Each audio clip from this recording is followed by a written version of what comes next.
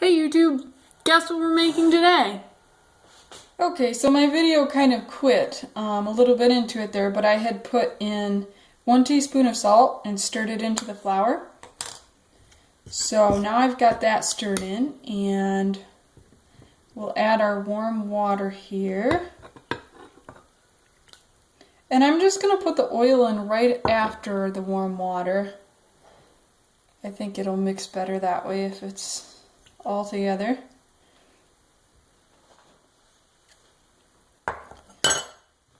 Here we go.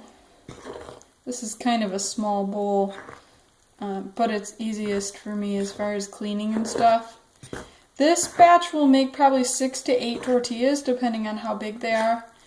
So it's usually what I make for my husband and I if I'm making tortillas for the two of us. If you have a larger family, you'll probably want to use a KitchenAid or something bigger because this can get kind of tedious here. So in case you didn't know or didn't notice, my ingredients for this tortilla recipe are 3 cups of flour, 1 cup of warm water, a teaspoon of salt, and a 1/3 cup of oil. I decided to use canola oil for this because it is cheaper. I don't think it's as bad for you as soybean oil.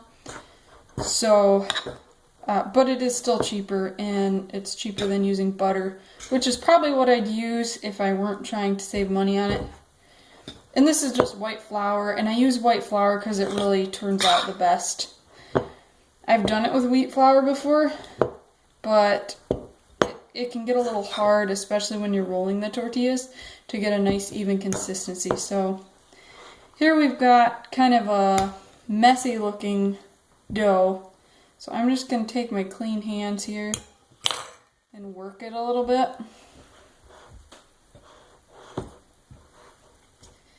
That helps get everything in there. And it looks like with this batch I won't need to add that extra flour. If you notice, I've got some extra flour on the side there. So I will not have to add that for this. Alright guys, so I've got my dough here. I kneaded it for a little longer while the camera was turned off. So now I'm just going to divide it into 8 pieces, and I do that by just dividing in half again, and again, and then again like that. I'm not super picky when it comes to size. If you were really picky, it would probably be best to put them on a little scale and just do it by weight. So those are my pieces, and I'm going to move these aside real quick so I can show you the rolling process. And some recipes call for resting and rising and kneading and all that stuff with your tortilla dough, but my recipe doesn't have any yeast, so I'm not sure what the point of letting it rest would be. Except, I don't know, maybe to let something in there develop. So here is a piece, and I've put some flour on my surface.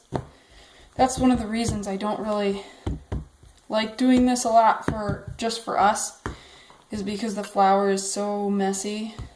Move my balls out of the way here. So here I'm just rolling one way. Okay guys, so you can see that I've got 2 very imperfect tortillas rolled out here. And what I'm doing is I'm putting 2 on the griddle, and then when those 2 are done, I'll take these over and put those on the griddle, and then I'll finish up rolling out these. So like I said, they're not perfect. They're not perfectly round, but I don't really care because it's just the 2 of us eating. And lastly, over here I have my 2 tortillas that are on the griddle.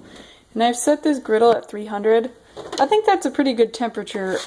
It gives me enough time to get the other ones done, to get the other ones rolled out before these are pretty done.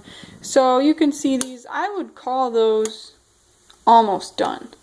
And what I'm doing now is I'm just piling them over here when they're almost done, because what I'll do is when we actually eat, see, I'll leave that one on for a little bit. When we actually eat, I will reheat them probably